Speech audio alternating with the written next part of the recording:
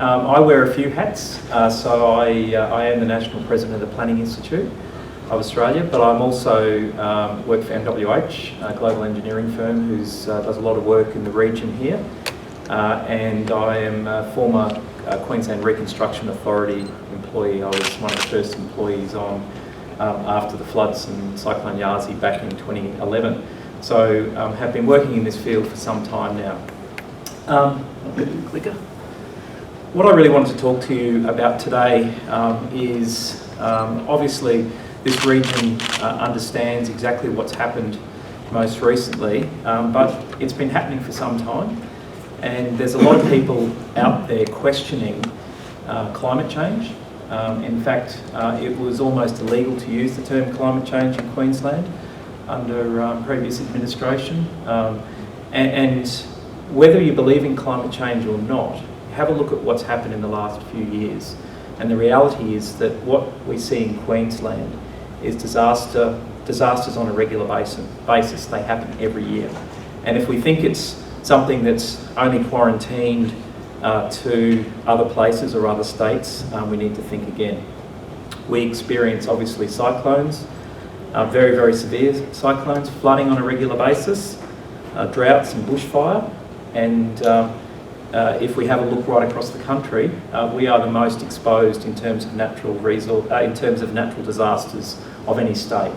Now, I know Victoria does have obviously a lot of bushfire, but if you have a look at the historic impacts of natural disasters in Australia, Queensland is certainly the epicentre. So you might say, what's the problem?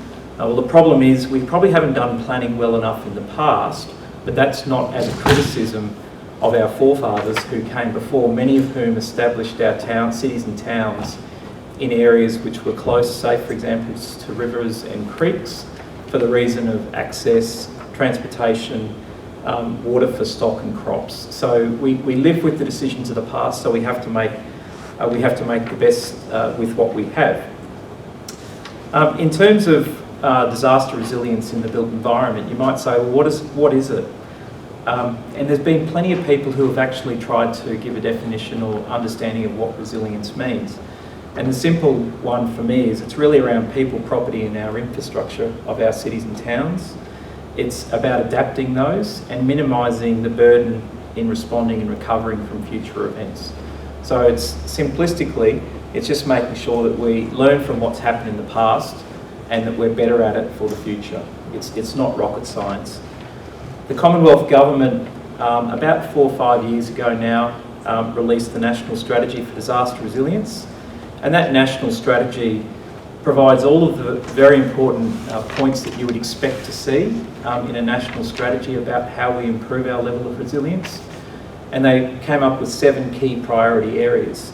And those key priority areas are around leading change and coordinating effort, understanding risks, communicating with and educating people about our risks, partnering with those who can affect change, empowering individuals and communities to exercise choice and take responsibility, reducing risks in the built environment and supporting capabilities for disaster resilience.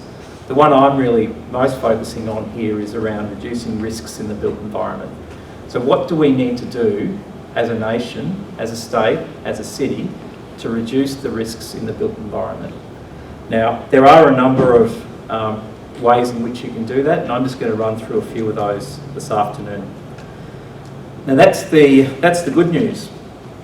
The not so good news is I've gone back through Commonwealth budget papers for about the last 15 years, and you might be surprised when you start to see some of these numbers here, or maybe you're not.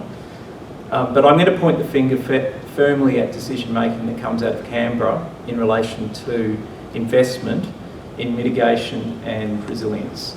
If you have a look at the red line there, the reconstruction trend, you'll see that's a logarithmic scale on the y-axis. So if that was just a normal scale, we'd probably be about 3 metres above the roof.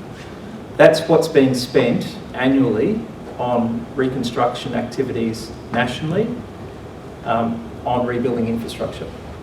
That's what we're spending as a nation on rebuilding infrastructure. Now, if you have a look at what how that's actually accounted for, it's not accounted for in the budgeting cycle. it's actually regarded as a contingent liability, which means we don't recognise it until after the event. But you might say to me, well, how the hell can that happen when we've had to spend that amount of money every year? Well, I'm saying the same thing. How can we let this happen when we're not actually planning for it? So the first thing you do when you go to Canberra and ask for some further funding to support resilience, you get told no because there's no money in the budget. They find the money when you have to go and rebuild roads and other community infrastructure. So we have a major issue in this country, and it's up to all of us to be putting pressure on the decision makers in Canberra to actually start saying we need to allocate funding towards proper mitigation and resilience works in this country. If you have a look at the mitigation trend, it's been pretty flatlining, hasn't it? It's down there around about 20 million, 25 million a year. It's not much. It certainly is not doing the job that we need. Now that's just infrastructure. So that's not actually recognising all of the personal assets and personal expenses that people have, or the insurance industry losses which go on top of that. And I haven't even put the latest disaster around Rockhampton and Yeppoon in these numbers. So, you know, what it's showing us is that there is certainly a clear trend. How do we go about addressing that then? Well, what we've tried to do is identify and articulate in a way that we can identify what the current risk is and how do we reduce the level of residual risk for our communities. And the answer from my perspective, very firmly, is we need to start doing land use planning a little bit better than we have in the past. We need to, and we've certainly learnt a lot about building codes over the last generation or more, and there's been some good progress there, but there's still more to be done. But if you have a look at the things that can contribute to actually reducing the level of risk, residual risk for communities, what you'll see is that we're actually focusing most of our effort after a natural disaster around structural reforms or structural repairs. So going and building, in the cases of floods, going and building levees in some places, doing other pieces of infrastructure. I know levees are certainly a very important part of this community in terms of the regular flooding that happens. But our emphasis was almost always on structural and looking at insurance. Our emphasis, where it should be focused more regularly, is around land use planning and building codes. And that's certainly something where we're starting to see it, that happen on a more regular basis. And why is it important?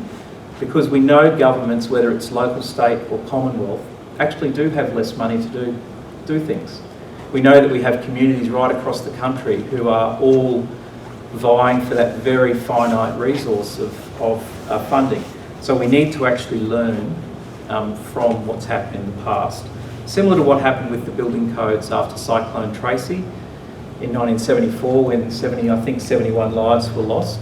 The process around getting the building reform actually commenced in this country, and what we've seen is the benefit of that in subsequent events here, certainly in Queensland and elsewhere. And when you compare it with the unfortunate situation that's happened recently in Vanuatu, it's a very stark reminder of the differences in some of our standards and how far we've actually progressed in some places, and our neighbours effectively haven't come on that journey, unfortunately. So in terms of Queensland, I'll just touch very briefly. I know we have some speakers from the state here, but the Queensland government came out with a state planning policy last year, which gave a single state planning policy, which gave a direction to local governments effectively to, in their new planning, to make sure that resilience, natural hazards and risks were accounted for in the new planning that's being done by local governments. And so that was a great step, great start. It's certainly not new. It's certainly something that the state had been saying for some time previously. But in terms of making sure that it was a clear parameter around new planning schemes, it was something that has been identified through that state planning policy. We then have a look in terms of the local context. Rockhampton and Livingston both have done some good work. I know Rockhampton has led this and has done a lot of work in terms of what I identify here as around natural hazards, but in terms of storm surge, in terms of flood mapping across the city. and across the region, and that is great work. But you know what? Just doing the mapping doesn't necessarily mean it translates into great planning. What we need to make sure is that it does translate into great planning and that people are aware of that. The biggest issue that I've seen in my time in government is you can have the greatest mapping in the world, but it doesn't actually mean much if people aren't aware of it, or that if they don't understand how to interpret it or to read it. And so I think the journey that we need to be on, the next part of the journey, is to actually explain in a more comprehensive way to members of our community what that mapping and modelling means. Because very few of our communities are actually immune to natural hazards, full stop. So we can't make a city flood-proof, we can't make it cyclone-proof, we can't make it drought-proof. What we can do is we can improve the level of resilience though. Some of the work that I was involved with back at the Reconstruction Authority was, you'll remember Cyclone Yazi, across the coast around Tully Heads and Hull Heads. And it was quite, obviously it was very severe, but the biggest issue that we identified with Cyclone Yazi, and I suspect a similar situation occurred here, was there was two elements. There was obviously the wind, but there was also the storm surge and the consequential flooding that happened as a result of the cyclone. So one of the elements in terms of storm tide for those properties along the coast, this is where planning intersects with engineering and building, so we all have a role to play in this. We need, rather than just going back and building the same place that we had before, we need to actually think about what is it that we're building back. We need to build back better. And so the example that happened, which the government led in Tully Heads and Hull Heads, was to actually have architects and the government architect and other architects from the Institute of Architects to be on hand for members of the community who wanted some advice around how they could improve the level of resilience for their buildings if they were building back. And that worked particularly well in some places, in others it didn't. People made a decision that they didn't want to take on that advice. That's fine, they make their decision, but they live with the consequences if they can't get insurance or they're paying a much higher premium in the future. So in this particular case, there's an image there of someone who did take some of that advice and they elevated their home that was previously a slab on ground and took the advice of some of the architects so that if there were future storm surges, whether it's the right level or not, if there were future storm surges, it was far more likely to be there when they came home. You're not saying it's definitely going to be, but it's more likely to be. The second one here was around wind-resistant housing. I won't touch on that apart from saying that in Queensland I think we certainly have a lot better standards than what we did previously.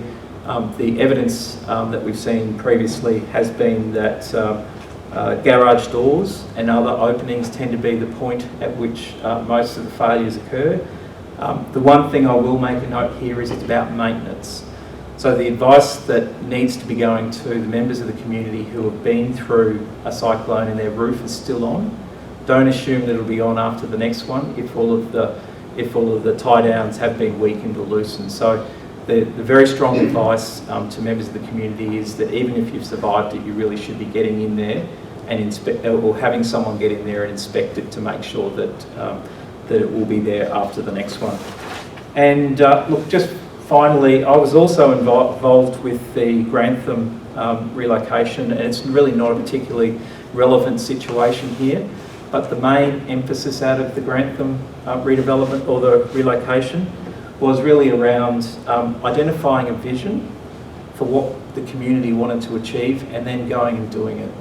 So the key here was it was a community-led program. It wasn't actually a top-down government, local government, state government led. It was asking the community and bottom up. So it worked particularly well and the community took ownership of it. So my single bit of advice here would be that out of the Grantham example is community-led recovery has a much greater chance of success and it does work. Planning is long-term. You make the decision now, you're actually making the decision for your children and your grandchildren. You're not actually deferring that responsibility. Strategic planning is the key to that, but at the end of the day, you can't assume that one size fits all. So don't assume that the solution you have for one community or town will be the same solution you use for another community or town. Thank you very much.